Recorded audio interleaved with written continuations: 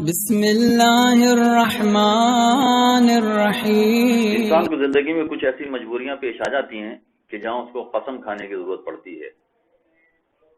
اگر فرض کیجئے کہ کوئی سسرال کا مسئلہ ہوتا ہے تو عام طور پر عورتوں کے درمیان یہ بات کبھی کبھار قسم کھا کے کہی جاتی ہے کہ میں قسم کھاتی ہوں، میں اللہ کی قسم کھاتی ہوں کہ میں نے زیورات نہیں اٹھائے۔ یا کاروباری کچھ مسائل ہو جاتے ہیں تو اس میں قسم کھائی جاتی ہے کہ خدا کی قسم میں نے اس میں سے پیسے نہیں لیے ہیں۔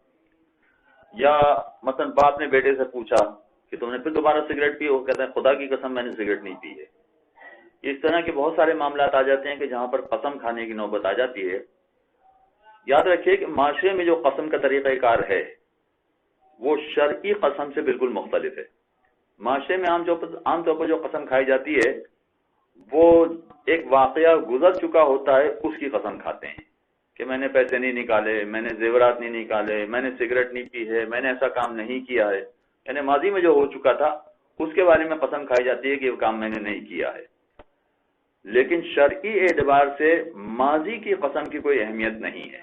کوئی اہمیت نہیں ہے کا مطلب یہ ہوا کہ اگر آپ نے وہ قسم سچی کھائی تھی تو آپ نے بالکل صحیح کیا، کوئی غلط کام نہیں ہوا۔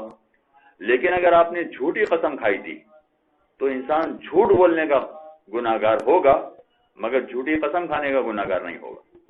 یعنی اگر اس قسم کا کام اس نے قسم کھا کے بھی کیا ہے تو ویسے ہی اسلام کی نگاہ میں جھوٹ بولنا بہت بڑا گناہ ہے، بلکہ گناہ کبیرہ ہے۔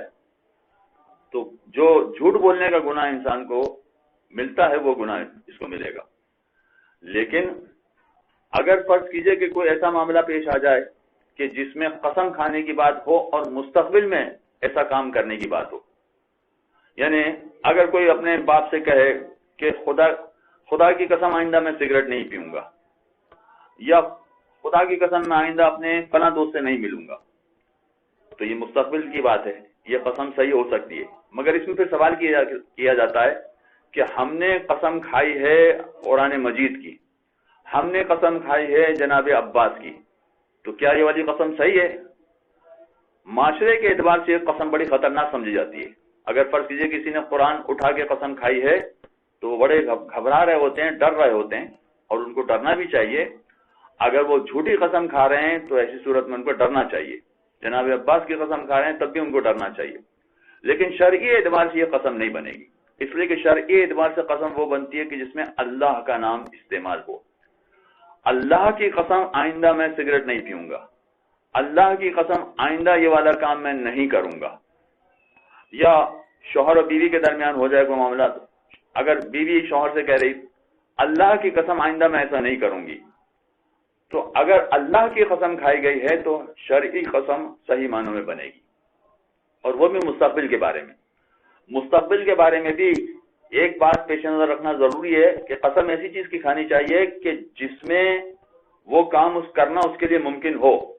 فرض کیجئے کہ کوئی شخص اپنی بیوی سے کہہ رہا ہے کہ اللہ کی قسم میں تمہیں 50,000 روپے لا کے دوں گا، مگر اس کے پاس 50,000 جمع کرنے کا کوئی موقع ہی نہیں ہے، انتظام کرنے کا کوئی امکانات ہی نہیں ہے، تو اگر وہ یہ کام کر ہی نہ سکتا ہو تو یہ قسم قابل قبول نہیں ہے، ایسی قسم قابل قبول نہیں ہوتی۔ تو جس چیز کی قسم کھائی جا رہی ہے وہ قسم ایسی ہونا چاہیے کہ جس میں وہ کام وہ کر سکتا ہو، اگر وہ کام نہیں کر سکتا تو وہ بھی قابل قبول نہیں سمجھ جائے گی۔ تو پہلی بات یہ ہو گئی کہ ماضی کی قسم کی کوئی اہمیت نہیں ہوتی۔ دوسری بات یہ ہو گئی کہ جو کام کرنے جا رہا ہے مستقبل میں وہ بھی اس کے بس میں ہو، وہ کر سکتا ہو تو اس کی قسم کھا سکتا ہے، لیکن اگر وہ نہیں کر سکتا ہے تو اس کی قسم بھی نہیں کھائی جا سکتی ہے۔ تیسری بات یہ ہو گئی کہ اللہ کے علاوہ جتنے ناموں کی قسم کھائی جاتی ہے وہ شرعی قسم نہیں کہلاتی۔ شرعی قسم نہیں کہلاتی ہے، اس کا مطلب ہے کہ اگر وہ جھوٹی قسمیں کھائی گئی ہیں تو وہ گناہگار ہوگا، مگر جھوٹ بولنے کا گناہگار ہوگا، مگر قسم توڑ دینے کا کفارہ اس پر واجب نہیں ہوگا۔ ہاں، اگر اس نے مستقبل کے لیے قسم کھائی ہے کہ اللہ کی قسم میں آئندہ سگریٹ نہیں پیوں گا، یہ مستقبل کی بات ہے، اور اگر فرض کیجئے کہ بیٹا آئندہ سگریٹ پی لیتا ہے تو ایسی صورت میں قسم توڑنے کا کفارہ بھی اس پر آ جائے گا۔